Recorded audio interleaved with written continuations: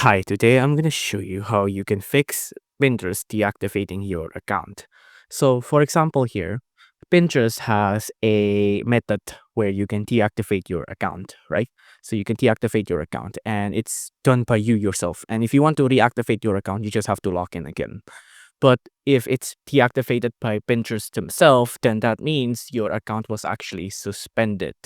So if your account is suspended, you can't just log in again to reactivate your account. You have to get in touch with them, right?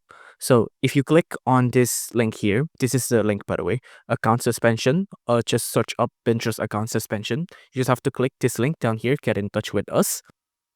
Now, it'll take you to the Get More Help section here. And from here, you just have to enter in your full name, your last name, your username of your suspended account, the email address of the suspended account, ask if you have access to this email. You can, and then you'll be asked to describe the problem, the details, and then they'll review your request and decide by them if your account is legitimate or not, or if it's qualified to be reactivated or not. If you enjoyed this video, please consider liking and subscribing.